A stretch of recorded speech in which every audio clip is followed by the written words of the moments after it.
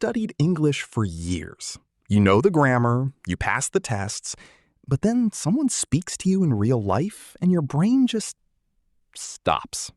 Sound familiar? Oh, completely. I remember the first time someone asked me something super casual and I responded like I was answering an exam question. The look on their face was priceless. That moment when you realize textbook English and real English are basically two different languages. Honestly, nobody warns you about that. And that's exactly what we're talking about today. Hey, welcome back to Adrian Talks English. I'm Laura, coming to you from Toronto, where it is finally warm enough to sit in my garden with a proper coffee. And I'm Adrian, in Manchester, where it is absolutely not warm. Max was not happy on his walk this morning. Not happy at all. Poor Max. Okay, so today's topic came from something that happened to me last week, actually. I was at a coffee shop and the barista asked me something really simple. Just, "You want room for cream?" And my brain went completely blank for a second. See, that's the thing. It wasn't a complicated question, but in real life, people talk fast. They use short phrases, they skip words sometimes. It doesn't sound like the dialogues in English textbooks. Exactly. And that gap between the English you studied and the English people actually speak, that's what we want to close today. So if you've ever felt confident reading English, but then totally lost in a real conversation, this episode is genuinely for you. We'd love to know, where do you usually freeze up the most? At work, with friends, traveling? Drop it in the comments. We actually read them. We really do. Laura reads them with her coffee. I read them while Max stares at me waiting for a walk. Okay, let's get into it. So the first thing nobody really tells you is that native speakers don't speak incomplete sentences, like ever. Right. You learned, "Would you like something to drink?" But in real life, someone just says, "Drink?" Or, "You good?" Or, "Want anything?"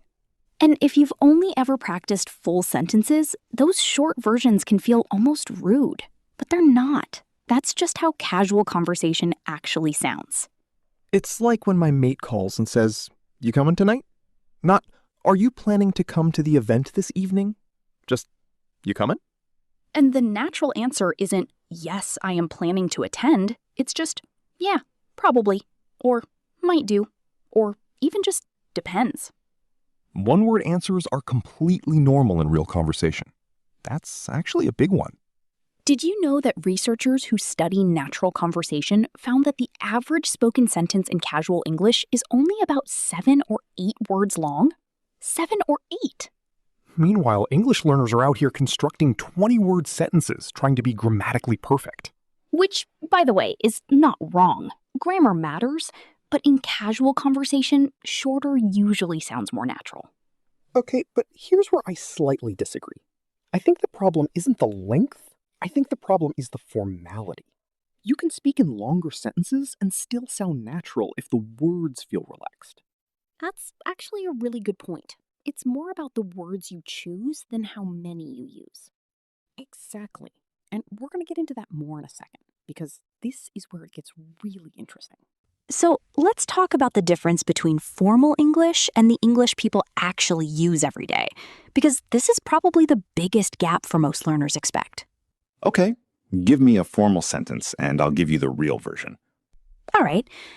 I was wondering if you would be available to meet sometime next week. Real version? Hey, free next week at all? See how different that feels? Same meaning, completely different energy. And this comes up everywhere, not just socially, at work too. Even in professional situations, people speak way more casually than most learners expect. So here's a little practice moment. Think about how you would say this formally. "I don't understand what you mean." Now, what's the casual version? Sorry, what? Or even just, huh? Works perfectly. 3 practical things to remember here. First, replace long phrases with short, natural ones. Instead of, "I would like to," just say, "I want to," or "I'd love to." Second, use fillers like native speakers do. You know, I mean, kind of, sort of. These aren't mistakes. They make you sound real. Third, Don't be afraid of unfinished thoughts. Native speakers trail off sometimes. It was just, yeah, that's a complete thought in conversation. Because real conversation isn't a presentation. You don't need to finish every sentence perfectly. Coming up next, we're going to put all of this into actual everyday situations. Real scenarios, real phrases. Stay with us. Okay, real life application time.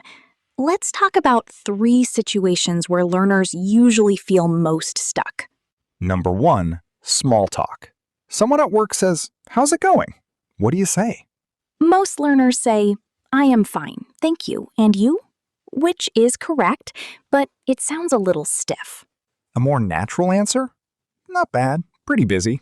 You? Or even just, good, busy week. Repeat a word, keep it casual, throw it back to them. Situation 2. You didn't hear something. What do? Learners often say nothing because they're embarrassed to ask again. Or they say, "Could you please repeat that?" Which is fine, but sometimes feels very formal. The natural version is just, sorry? With your voice going up? Or say that again? Or wait, what? Totally normal. Native speakers ask people to repeat themselves all the time. All the time. I asked my own mum to repeat herself 3 times last Sunday. She was not impressed. Situation 3. You want to agree with someone, but yes feels too flat. This is where English gets really fun, actually. You can say totally, for sure, right, exactly. Oh, absolutely. Wait, we're not supposed to say absolutely.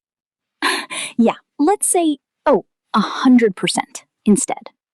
100%. Done. Add these to your vocabulary and conversations immediately start feeling more alive. Here's your speaking challenge for today. Next time someone asks you, how are you? Don't say, I am fine, thank you. Try one new response. Just one. Pretty good. Kind of tired, actually. Something real. You're not performing. You're just talking. That's the whole point. All right, let's talk about some common mistakes. And honestly, these are so understandable because they come directly from what learners were taught. Mistake 1. Wrong, I am agree with you. Correct, I agree with you. The word agree is already a verb, so you don't need am before it. Super common mix-up. Mistake 2. Wrong, I am boring. Correct, I am bored. If you say I am boring, you're saying that you, personally, are a boring person, which I'm sure is not what you mean. Mistake 3. Wrong. Since how long are you learning English? Correct. How long have you been learning English? This one trips up a lot of learners. The structure in English is a little different from other languages. Quick game. A or B? You want to say you're excited about the weekend. Do you say A, I am very exciting for the weekend? Or B, I'm really excited about the weekend? If you said B, you're right. Excited describes how you feel. Exciting describes the thing causing the feeling. And look, if you've made any of these mistakes, genuinely don't worry about it. Every single person learning a language makes them. They're normal. They're part of the process. Before we wrap up, one more thing. A real speaking situation for you to try. Imagine you're at a cafe. The person at the counter says, "For here or to go?" What do you say? Practice saying it out loud right now. To go, please. Or here, thanks. Short, simple, natural. Or if you didn't catch it, sorry? Voice goes up. They'll repeat it, no problem. Real English isn't about being perfect. It's about being understood and keeping the conversation moving. That's it. And the more you practice in small, low-pressure moments, the easier the bigger conversations become. Okay, let's bring it home. Today, we talked about why real English sounds so different from textbook English. Shorter sentences, casual words, fillers, unfinished thoughts. We looked at how to handle small talk, how to ask someone to repeat themselves without stress, and how to agree naturally.